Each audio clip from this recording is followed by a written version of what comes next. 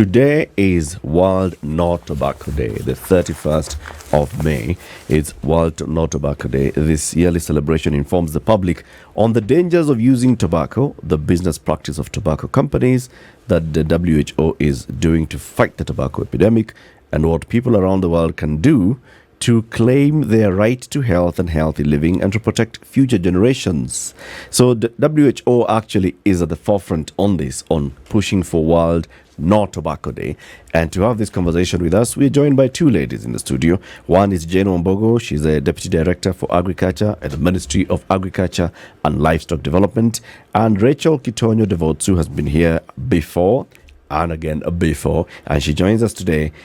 Again, she's the Regional Manager for Africa at McCabe Center for Law and Cancer. Good morning, ladies. Good morning. Thank you very much for joining us. Welcome to Kenya's biggest conversation. So do we say Happy World No Tobacco Day, or do we say No Tobacco? How? We say Happy No World No Tobacco Day, though we still have a lot of work to do to get there. There's a lot of work. Yes. Why must we say no tobacco, though? So tobacco use has both health, socioeconomic and environmental impacts. And the theme of this year's World No Tobacco Day is Let's Grow Food, Not Tobacco. So starting off with why grow food and not tobacco. In Kenya, we have approximately 14,000 hectares of land under tobacco. And these are mainly found in Western Kenya. So we've got Migori, we've got Bungoma, we've got some parts of Central Province. So we have some tobacco growing in Murang'a, in Meru, and a bit in Ukambani, around Kitui. And some of these areas are food insecure. So instead of wasting this land on tobacco that nobody can eat, they would actually need to spend this land on food. And one of the impacts of tobacco growing is food insecurity. So especially where a farmer is a smallholder, which most Kenyan farmers are, they're peasant farmers, you need to be growing a crop where you can sell for money, but also have space for food like maize, beans, and other food items. And so tobacco by its nature, because it's a toxic plant, it's poisonous, it poisons the soil, you can't plant anything alongside it. And then it needs a lot of pesticides and things like that. And so what is happening is that food insecurity is increasing in these areas. And so just to give some statistics, if you're in a place like Angurai in Teso, 66% of the households are food insecure, don't have enough food just to feed the family. In places like Meru, which I guess are more higher agricultural areas, the food insecurity at the household level is 10%, and in other places it's 15%. And so that's why the theme is Let's Grow Food, Not Tobacco. Not tobacco. So Jen, this whole push for getting away from growing tobacco, I see it's a controversial one. Of course, it's big, it's global, it's being pushed by the World Health Organization. And just like Rachel has explained, there's a whole issue of food insecurity when there is tobacco being grown. But then someone would argue tobacco is a cash crop. It's not a food crop. It's just like many other cash crops. If you were growing pyrethrum, would you eat it? It's cash crop. So how would you justify this and say, because you're growing tobacco and now you're not able to grow food, let's stop growing tobacco and stop earning that income and start growing food? Thank you for that question. Actually, is a very relevant one in the current economic situation when you talk about economy and growing food for income generation. But now we are looking seriously, what income are we talking about, and what is the impact of generating that income to the people who are generating it. The tobacco production as a cash crop, one, we are looking at what does it entail in terms of production, and what is the impact of it on the soils, and the impact of it on how it is produced, the issue of pesticide, the issue of the impact it has on our soils, and also the impact it has also on the people who do it. The production of the whole process of production of tobacco, it is a cell involving the women, the children, and it has that generally, even for the mothers, even to be taking care of the children. You find that they are not there also because it is very intensive, and it has an impact on its production, the soil fertility, and what it does to the soil. So what it means is, in terms of the outcome of the income is expected to yield, and the income and the work that is involved, it is not worth it. There are other livelihood options that can do the same without getting to that level of the impact it has. It has a lot of negative impact, both socially and also economically. That's the reason why we cannot compare it with the pyrethrum. The impact maybe the pyrethrum has in terms of production, in terms of the people, the segment of the people it touches on. So we are looking at tobacco with the impact it is having. Soil fertility, the women, the children, the people who produce, and at the end of it, they are at the lowest margin. It's not sustainable. They are at the lowest margin of the gains they get is not equivalent to what is involved in. We have alternatives to that. So essentially we're saying that a lot of land is going towards the farming of tobacco. Yes. A lot of people are involved in this as an economic agricultural activity. Yes. But what they're getting from it in terms of profits is not able to sustain them, is not able to feed them. Yes. Really. The question is, how did they get into tobacco farming in the first place? What fueled the decision for them to do this?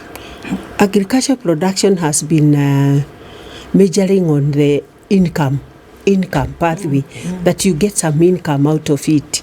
And initially, when we started all this production of income generating or industrial crop kind of, it was to get the income for the families.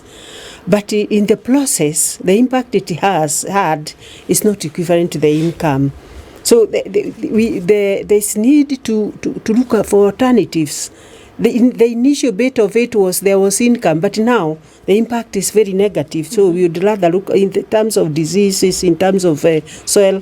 So we would rather look for an alternative. We started it because there was an income, but now there are better alternative for income from the crop production. Okay. It is not only tobacco. Maybe if I could jump in there.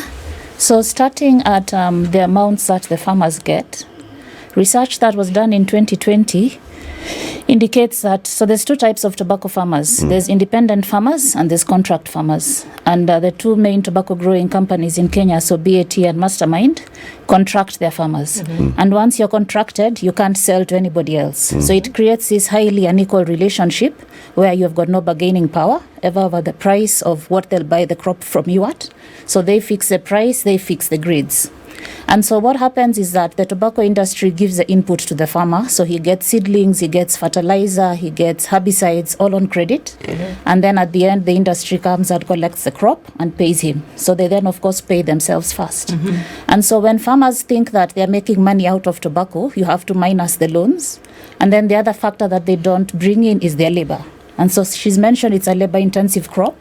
And so it requires the farmer, his wife, his children. So also in tobacco growing areas, you find a lot of child labor. Now, child labor in Kenya, of course, is common across many crops. What is wrong with it in tobacco is that the crop itself is poisonous. So there's a sickness called green tobacco sickness that comes when you handle wet tobacco leaf.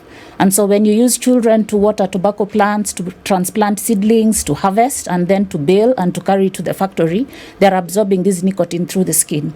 So whereas even if you are working in your father's dairy farm taking care of cattle in and of themselves are not poisonous. So you wouldn't get sick from interacting with your family business. But if you're a child employed in a tobacco farm, you actually get sick from the work itself. So that's the problem with child labor in tobacco. So back to the profits. So you'd find that an independent farmer in Bungoma is probably the most successful, and they would make about 40,000 Kenya shillings per planting season. But that's before they take away family labor and all the other costs. The minute they do, the income would drop to about 20,000. If you're a contract farmer in Bungoma and you take away all your costs, we actually find that they run a loss of 37,000 Kenya shillings. So back to Jane's point. If this was introduced as a cash crop and you're running a net loss of 37,000 Kenya shillings, is this really a cash crop? And then now, will you then have enough money to actually buy the food that you're not growing? And so from that perspective, it is really not a cash crop for the farmer. Okay. The farmers are suffering. Now, to the question of why they got into it in the first place, the same study done in 2020 indicated that most of it was because it was seen as having a viable market. And so when you're looking at production chains in this country, a farmer wants something where I know as soon as my produce is ready, it's going to be bought. And so the tobacco industry provides that, again, because of the contract. Only problem is, because then you have to sell to them, whatever price they tell you really cannot bargain. Then the second thing is, I guess, habit. And so if your father, your grandfather was a tobacco farmer, then you're used to it.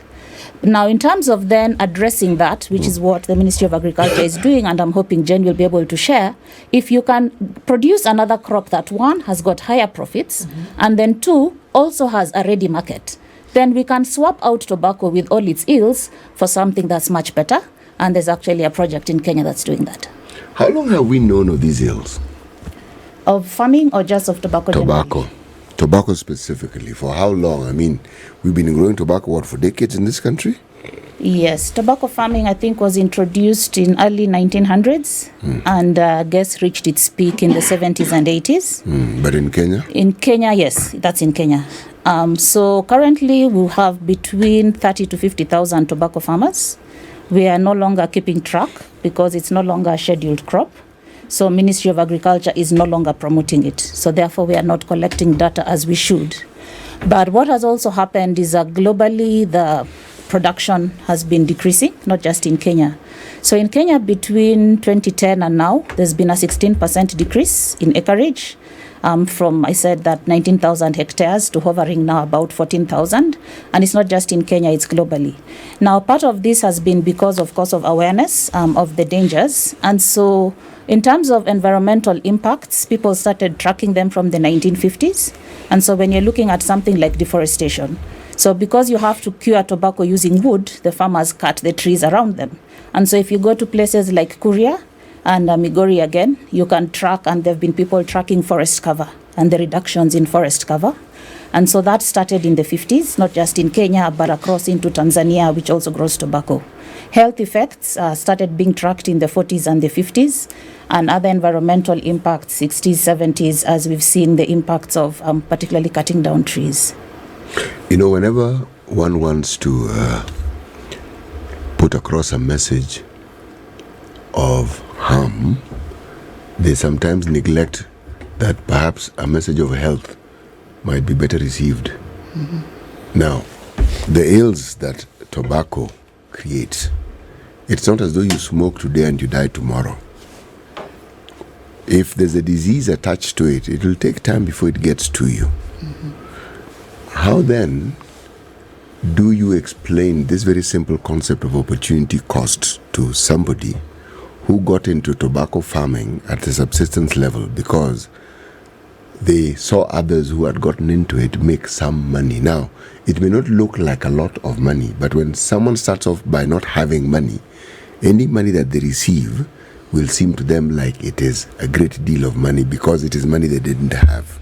So, even as one talks about the need to change this crop, the need to perhaps go into some other business, farm something else, would you say that the efforts that have been made over time by governments who actually understand and who have led campaigns in telling us that smoking kills and tells us all the harm that it causes, has adequate effort been made to substitute this harmful cash crop with something that A, offers the farmer sustainable sustenance, but at the same time offers the farmer food?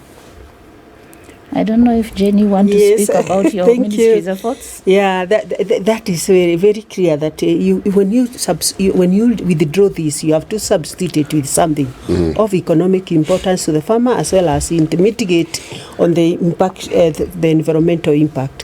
One of the projects the ministry have started together with other partners, that is the Ministry of Health, the Ministry of Agriculture, and WHO and all the other UN bodies, is to give an alternative to this farmer who has been producing tobacco. And one of the alternatives is bringing in a crop that has short term nutritious, and this is iron-rich beans. A study conducted in 2011 on micronutrient deficiencies of the population of Kenya showed that we are lacking iron in a very high percentage, and especially among the women and children, lack of iron. So in our crop breeding system, there is iron beans. The beans we know have been enriched and biofortified with iron and also zinc. And that is a crop that is already open for market, and this is the alternative we are offering to the farmers who are producing tobacco. One, it will enrich the soils, as we know the legumes enrich the soil. Two, it is a short-term crop. Three, it is nutritious. And four, there is a market. There is connecting the farmers who are producing the iron-rich beans to the market. This is something we have started in 2021, and we already have 2,000 farmers already who have taken up, especially in Migori. We are exploring this for Meru and also for Busia to scale up the production of iron-rich beans in those farms that are producing tobacco. And we are connecting them to the market, because we know tobacco was produced because, as she has just brought it out, the issue of market, linking it to the market. So this one, once we link it to the market, then the farmers can produce, and knowing that the crop they are producing will go to the market fairly fast. You said you began this particular process around 2011. 2021. But the studies had been conducted on micronutrient. Much earlier. 2021. Yeah. So it's been ongoing for a short time. It is a short time we have been going on, but it's the success rate on already the farmers who have converted from tobacco grow within that short period. You have over 2,000 farmers who have converted from tobacco production to producing beans. They are rich beans. What size of land? The hectarage? Yes. For this one, we have considered the number of farmers first of all, because it's a question of attitude. If you get a farmer, even a farmer in terms of hectarage, I've just said we have now taken the data. But in terms of the number of farmers who are growing tobacco, who have stopped and now producing beans, that is the number. Maybe we need to understand how many. This is all over the country, or just in a specific part of the country? It's in specific the tobacco growing counties. So in total, it's 2,000. We have started with the Mugori. Yes. Yeah, those who have converted. 2,000. Yes. I'm going somewhere with this. I want to ask, Yes. how many tobacco farmers are there? It was 55,000. Yeah. So between 30 and 55,000. In Migori itself, probably maybe 20,000.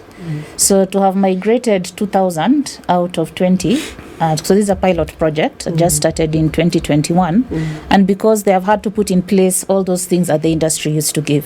So starting from the seeds, and so getting Kenya Seed Company to produce enough seedlings and of that variety, and then being able to set up the chain where the farmers can collect the seedlings, can get the appropriate fertilizer, then the extension officers to train them how to grow the beans, and then collecting the crop and then selling. So what she hasn't mentioned is that the crop is sold to the World Food Program, so that's a guaranteed market. So this is a partnership between, as she said, Ministry of Agriculture, Ministry of Health, WHO, Food and Agriculture Organization, World Food Program, and then to also replicate credit, because that's the other thing that troubles farmers, and that's what they used to get from the industry, that the things were sold to them on credit. So they've also provided a credit system. So putting all of these things together, the tobacco industry has had 40 years to do it. Government of Kenya has done it in 2. I think they've done an amazing job. They have. If you look at the numbers, you're talking about 20,000, and right now the pilot scheme has managed to convert 2,000. Yeah. That's 10%. Yeah. Now, so it means if we're to go by that, in 10 years, we should have converted everybody. They have plans because they are extending now to Bungoma and going to Meru. So soon they'll have mapped all the tobacco growing areas in the country. And because also, which was the point you made about what you need to do to convert a farmer, getting farmers as advocates And so there are farmers who, after having converted, are now talking to others. So really engaging at the community level, then also engaging the county governments. Yes. The county government of Migori is also part of it. And so that's what has been the success of this project. People are now coming into Kenya from elsewhere to learn from us. And so now Kenya is showing best practice in this area. Today, being World No Tobacco Day, we are having this conversation with two guests in the studio. One is from the government. She is the Deputy Director for Agriculture at the Ministry of Agriculture and Livestock Development, Jane Wambugu, and Rachel Kitonyo-Devotsu, who is from McCabe Center for Law and Cancer. And we're talking about the need and the push to get farmers to stop cultivating tobacco and the alternatives that you're providing. But I'm also looking at what is happening globally and the number of countries that are still growing tobacco. Many. The tobacco industry is still thriving, and of course it's thriving because the tobacco crop is being planted. Zimbabwe is one of the largest, actually is the largest grower of tobacco in Africa. 112,000 hectares under cultivation for tobacco. Malawi 100,000 hectares, Mozambique 91,000. If you now come to Kenya at 15,000, we are actually not doing even a percentage of what Zimbabwe is doing. Look at Brazil, 357,000 hectares of land in Brazil under tobacco cultivation. 95,730 hectares in the USA. Argentina, 53,000, and many other countries that are still having tobacco crop production. Why is the world not seeing the need to just wake up one day and outlaw tobacco? And if it has all these harms that you talk about, it's harmful to the soils, it's harmful to the people. It leads to these practices of children actually ending up to work in tobacco farms and what happens to them. If all these things are happening and it's harmful, that the WHO has found to be harmful, why not just encourage the world to ban tobacco production? So to start with, you're dealing with an addictive substance. And so tobacco has got nicotine that's highly addictive.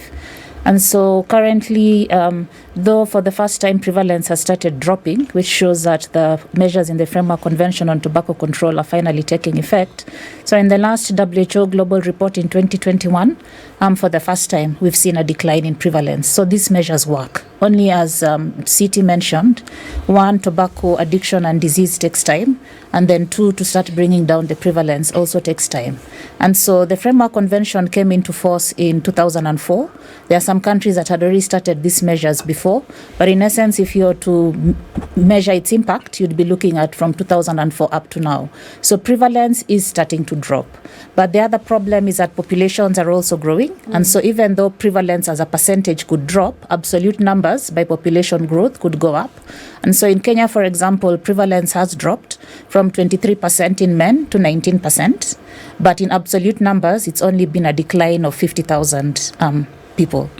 And so because of population growth, and Kenya's population is still growing rapidly, that's part of it. Now, in terms of why we can't ban, it's because we've got all these people who are addicted to a substance. And nicotine addiction is quite hard to kick. And so even as we are slowly bringing down prevalence, trying to ramp up cessation services so that we reduce the number of smokers, it's going to take time. Now, you asked why we've not dealt with farming up to now. And so the Framework Convention has got very many articles. Most of them deal with reducing demand from smokers. And then a few deal with reducing supply of the crop. And one of them is Article 17 of the FCTC that talks about helping farmers to migrate. So I think most of the effort has been on trying to get the smokers to stop smoking. And it's only in the last, 10 years that a lot of research has started going into how do we start helping the farmers. Because eventually when the number of smokers drops enough, then there'll be no market for this tobacco growth. And interestingly, despite those statistics you started off with, Eric, global production has also been declining for several reasons. One of them is innovation by the industry. And so as they have gotten better at producing their product, they use less tobacco leaf in each cigarette. And so they themselves have appreciated that the day is coming when they'll need less and less, and therefore have changed their products. Others are just global factors. And so globally also acreage is shrinking. So guaranteed there's still a large number of farmers out there, but the writing is on the wall. And so for those other countries, unlike Kenya, that haven't smelled the coffee, maybe smell the tea, now that we're talking about tea, they'll wake up one day and realize they suddenly have got all these farmers and no crop for them. So the government of Kenya has actually been very forward thinking to see that this day is coming and start asking ourselves, what can we do before that day actually arrives? And that's why I'm saying Kenya is one of the places that has done this best practice, and people are actually coming to Kenya to learn how we've done it. So of course, with a smaller number of farmers, it may be easier, but at least we can show the way how to do it. I'm a bit, concerned. So I have to ask, why would it be so difficult to just stop it? Is there a commercial value that then would outweigh the demerits of just cold turkey? Well, now that we're talking tobacco, cold turkey stopping the thing and saying, let's just uproot the bushes, because we've already established that you don't really gain anything from it. If you're going to smoke the stuff, it's burning up your lungs. If you're going to plant it, you're not getting enough to feed your family. Even if what you're going to export on a global scale is not bringing in anything that rocks the economy in one way or the other. So is it still a difficult decision to make, to say, look, let's just stop growing this thing? Yes, Kenya is a democratic country, and there is very the democracy dictates that you have people participation in the decision you are making. So there's, even if the farms are for the farmers and the government has that authority, you don't go that way. One, as Rachel has just mentioned, the issue of it takes time. Even those who are already still in it takes time for them to rule out. Two, you have to train what is the alternative and what is the economic benefit of this alternative before you convince the farmer. And it takes time to convince this farmer who has been used to a credit system that if I produce this tobacco, this amount, I'll get a credit system of this amount. I can utilize it within the tobacco farm, or can I utilize it elsewhere?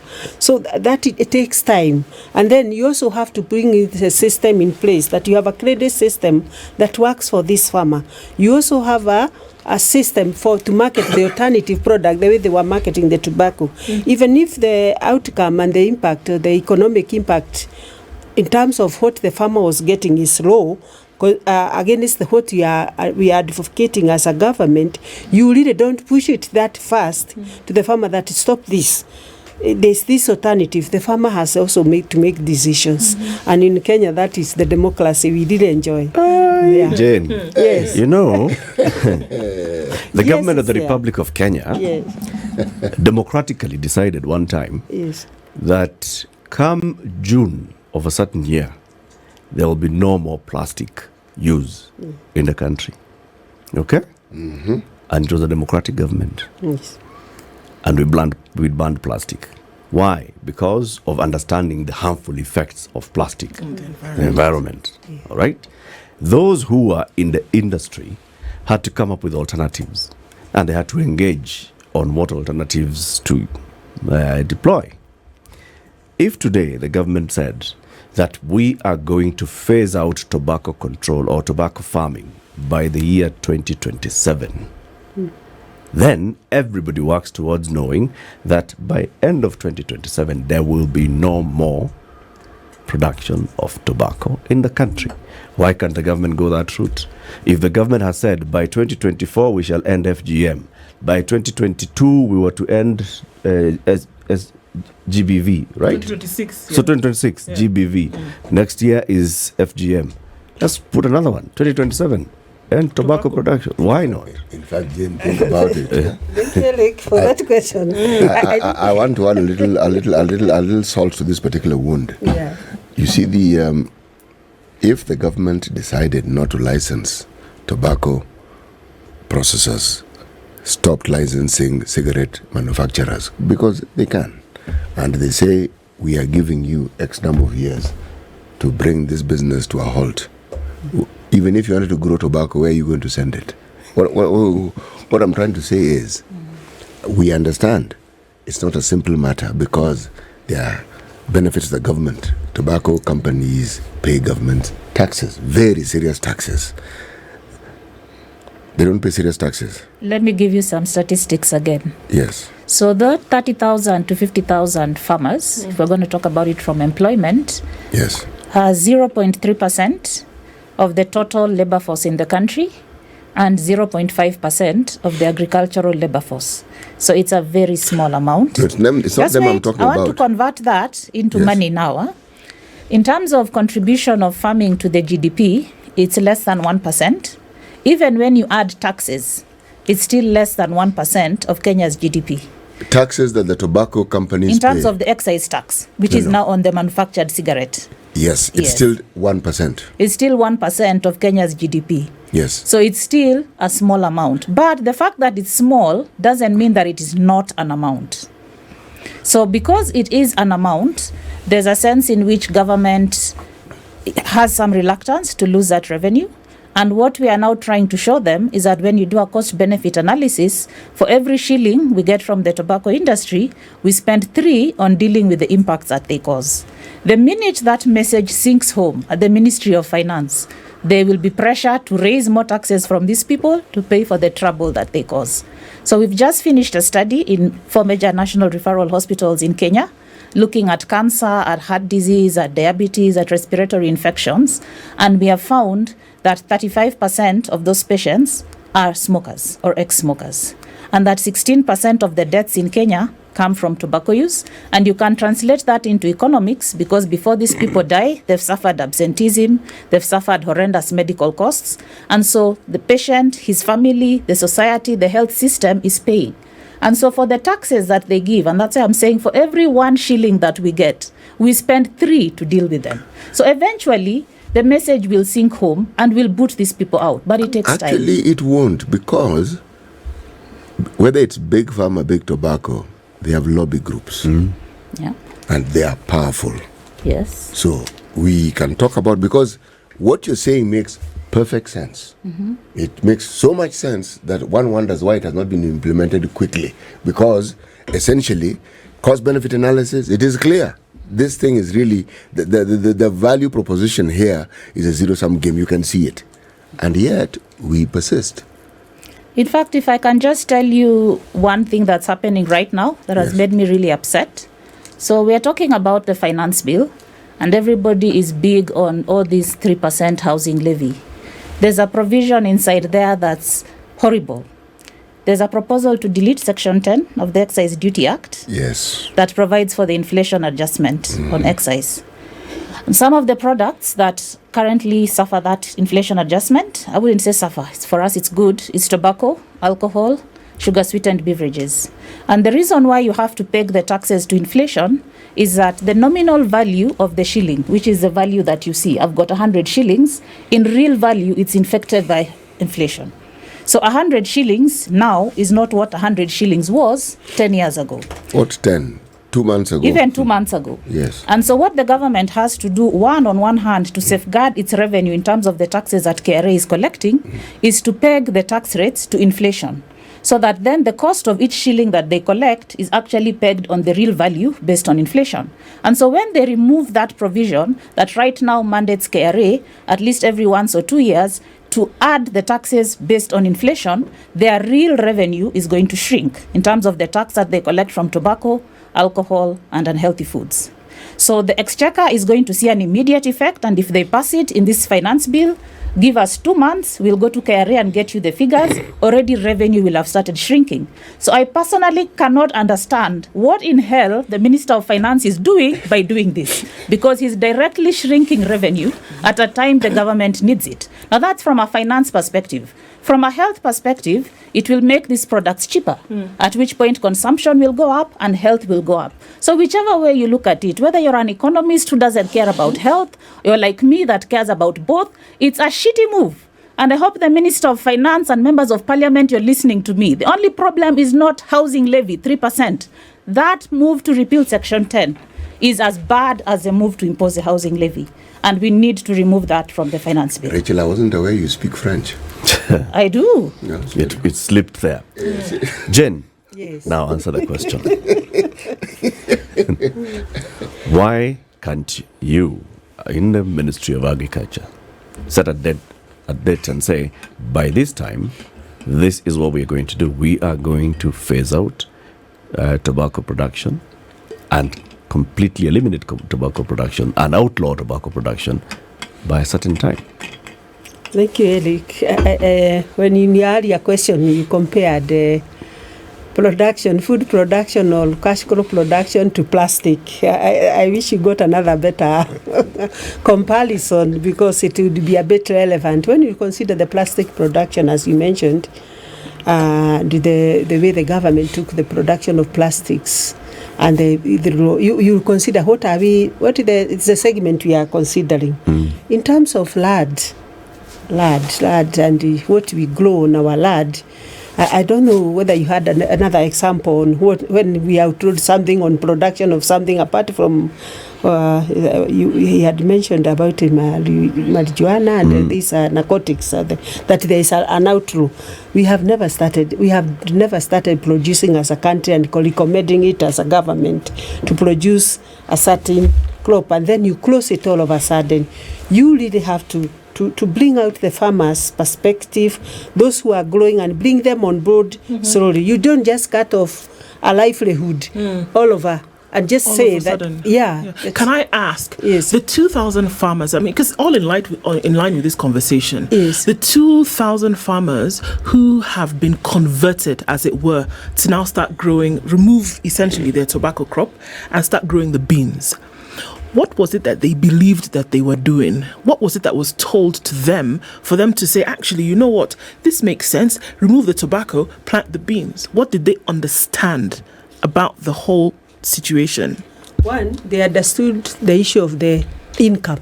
Okay. The farmer understood the language of income. Okay. Apart from the food, them at household level to be food secure, they understand income. Sure. You are giving an income alternative to another income. Okay. And the alternative was the bean had already market through the World Food Program to feed schools and to feed even for the food insecure communities.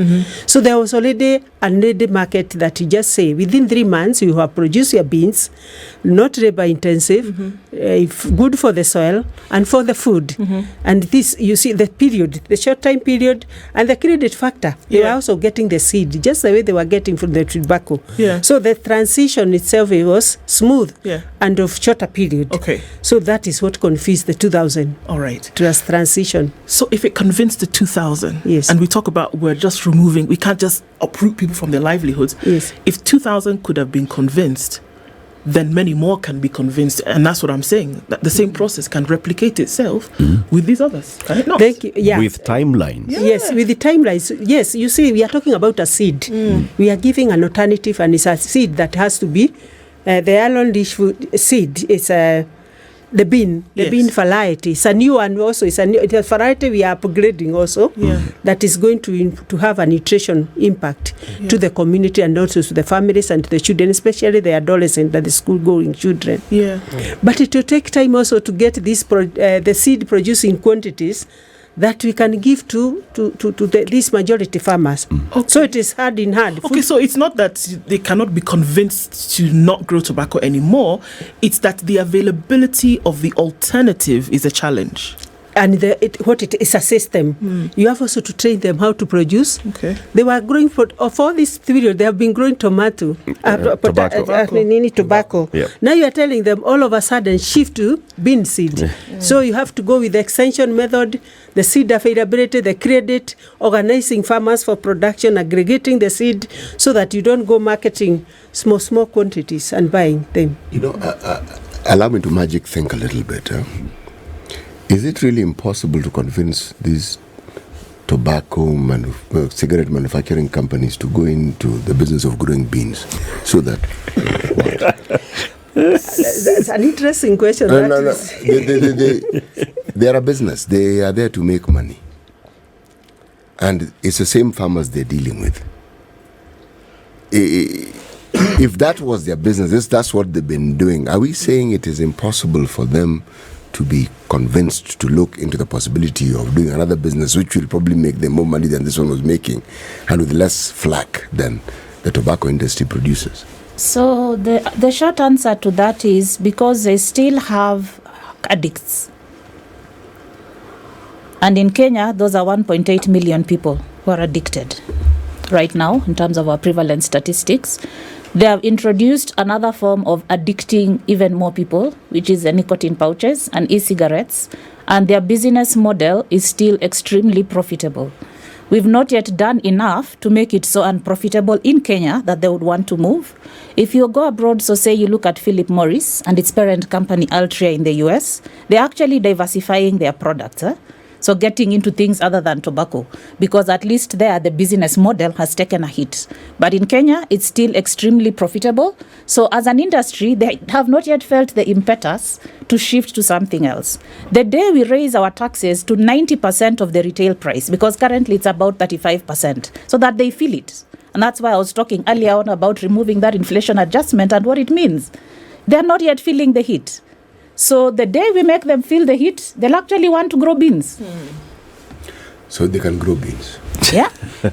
Bottom line. Yes. And not just beans. Actually, what the county government of Migori is doing is thinking about many other alternatives, because you also have to look at the soil, as she said, and so not all soils necessarily will grow beans. Sure. So they are looking at things like sweet potatoes. They are looking at dairy farming. So for them to move their 20,000 farmers, and they are really committed. They've really mapped out what are the things all of these farmers need to move to. And I actually join their challenge, Jane. Yes. Can we set a time for this and say that by 2030 there'll be no more tobacco farmers in Kenya? Yeah, I think they say we have assessed them outlook and be able now to see when they transition, what is the livelihood impact on the farmer who was growing, and what they are moving into, what is the advantage of the livelihood. You have to think holistically like that. Yeah. That's what government does. So, thank you very much. Jane Wambugu is the Deputy Director for Agriculture at the Ministry of Agriculture and Livestock Development. And Rachel Kitonyo-Devotsu is the Regional Manager for Africa at McCabe Center for Law and Cancer. We've been talking about getting Kenyan farmers to stop production of tobacco and what efforts the government of Kenya is making towards that in association with WHO and others. Thank you very much for joining us, ladies.